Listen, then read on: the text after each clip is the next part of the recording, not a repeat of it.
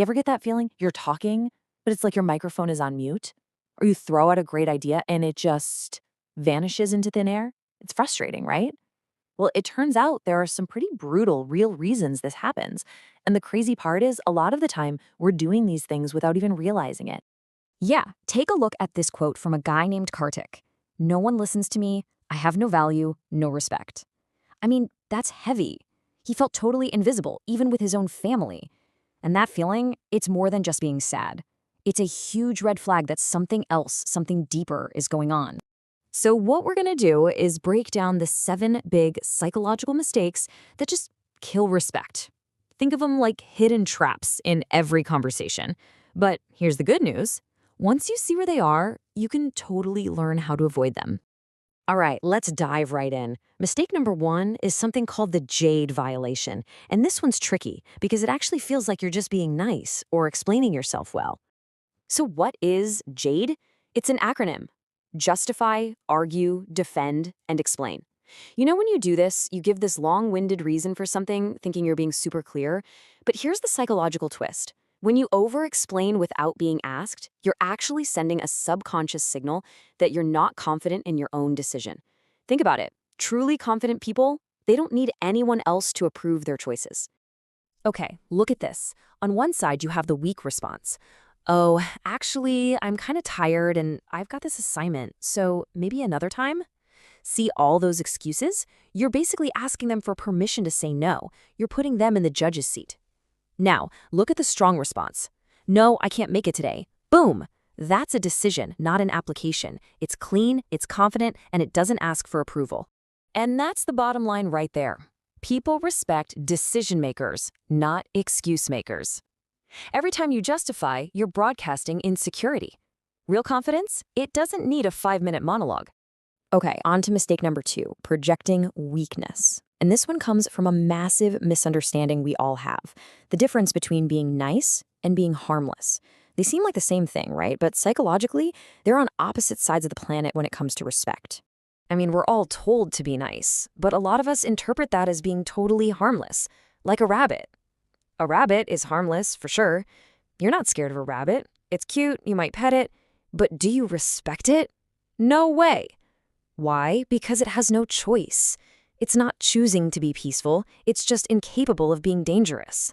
Now, flip that and think about a lion. A lion is absolutely dangerous. It has incredible power, but it chooses to lie there, calm. That's what we respect. Not the claws and teeth, but the control over the claws and teeth. Respect doesn't come from being scary. It comes from having strength and choosing not to use it. All right, mistake number 3 is a big one, and it's all about how you talk.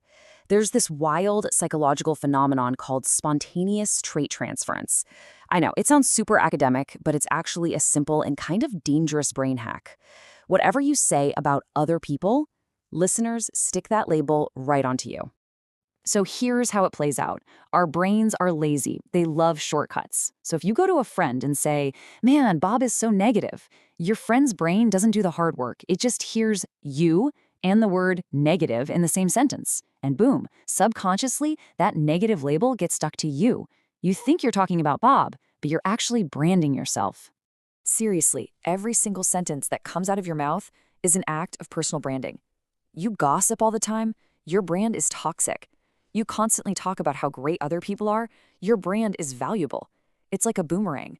The words you throw out always come back and hate you. Okay, mistake number 4. This is about how you react when someone disrespects you. And it taps into something you've probably heard of, Pavlovian training. And get this, we're not just training dogs to drool at a bell. We are constantly, without realizing it, training people how to treat us.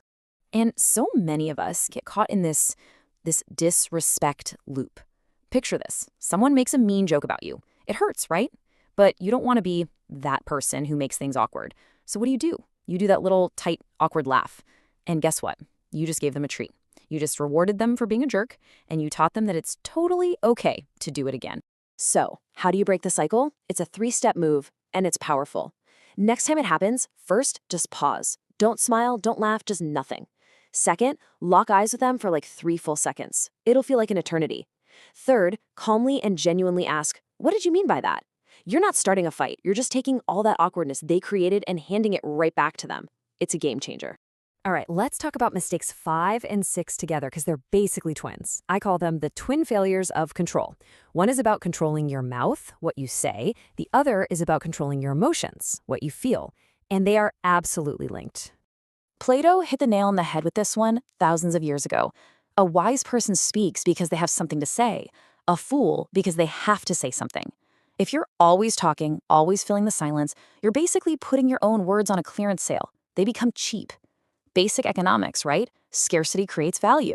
Speak less, and suddenly your words mean more. And this same rule applies to your emotions. When you don't fly off the handle, when you stay calm under pressure, you project insane stability. You become unpredictable in the best way. People who try to get a reaction out of you suddenly have no power. And that's when they start to respect you. They stop pushing your buttons when they figure out the buttons aren't even wired to anything. Okay, so we've gone through 6 big mistakes. But really, they're all just branches of the same tree. They all grow from one single core problem. So, what is it? What's the one mistake that's underneath all of this? Here's the brutal, honest-to-God truth.